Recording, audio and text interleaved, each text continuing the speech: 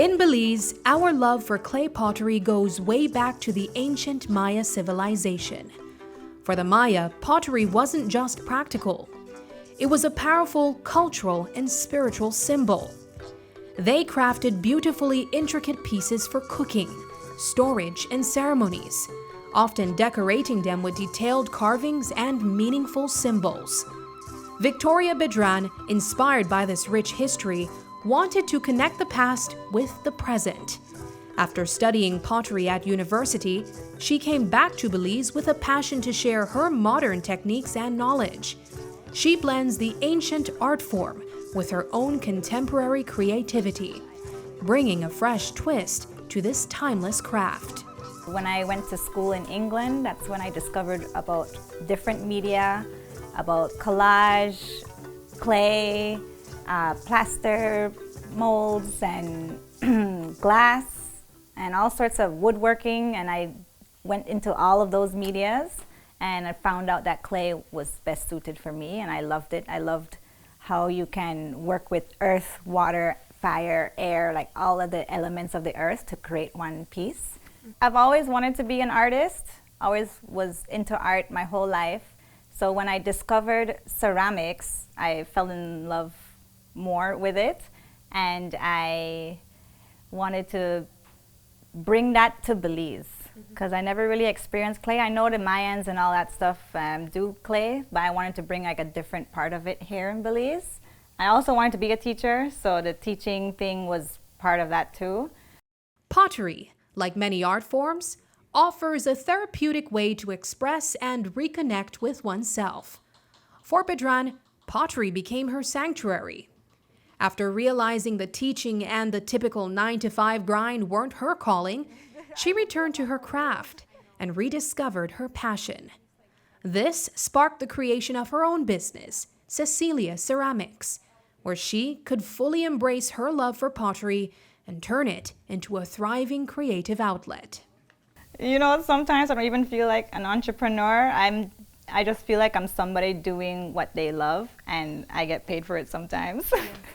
It's a passion of mine, and I enjoy sharing it with other people, and seeing their face, like being happy with what I've made, makes me feel great. Yeah.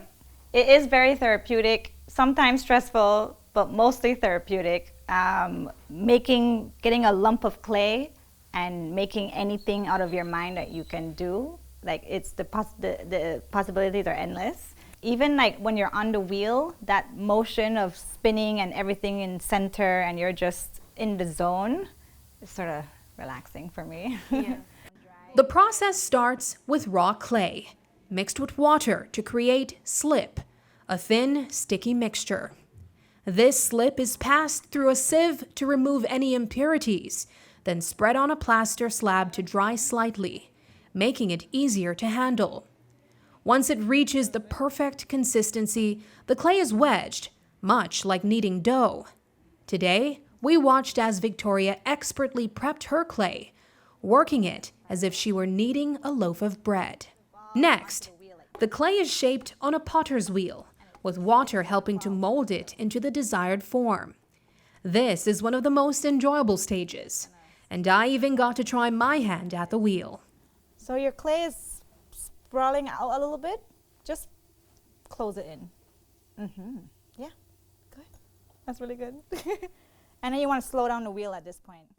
After shaping, the piece is left to dry for about a week, reaching the leather hard stage.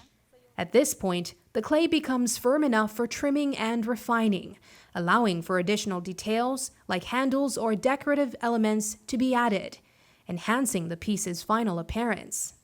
After it's dried to bone dry, I'll put it in the kiln, and that will get fired for 12 hours. And we are currently firing some items today. Yes. This is a homemade gas kiln that I bought, and we are currently firing the first set, bisque firing it's called. So that's whenever the clay turns into ceramics. Right now we're candling at below 100 degrees Celsius. I candle it for 5 hours just to make sure all the moisture is out of the clay before I start turning up the heat, because if I turn up the heat and there's still moisture in the clay, it will explode. Victoria carries on the tradition of the ancient Mayans, placing small kiln gods by the kiln door to protect her pottery, a practice believed to prevent cracking or explosions during firing. Inside the ceramic oven are charming trinket trays and additional commissioned items. Now these are just as you mentioned, they take the same process, they went through the same process that you described earlier. Yeah. But I want to get a look at these. These are so adorable. Look at that. You said something really funny that your customers would tell you when they don't need a bottle stopper because they drink the whole bottle. But I said it will be good for gifts. That's really funny. That is so funny. But I love the detail. This literally has like a rough... That's like the tentacle, yeah. Yeah, that's... I do markets around Belize. So I go with Market on the Go and Wonderland. So it's mostly in San Ignacio, Belmopan night markets. I go to Placencia sometimes. And then I post on my social media on new products I make, and my social media, Cecilia Ceramics. For Bedran, handcrafting each ceramic piece is a true labor of love, with every detail shaped with passion and care. It's this connection to her work that brings her so much joy. Yet, her greatest hope is that the joy she feels in creating her pieces is passed on to those who bring them into their homes, adding not just beauty and warmth, but a personal touch that makes each piece feel like a special part of their story.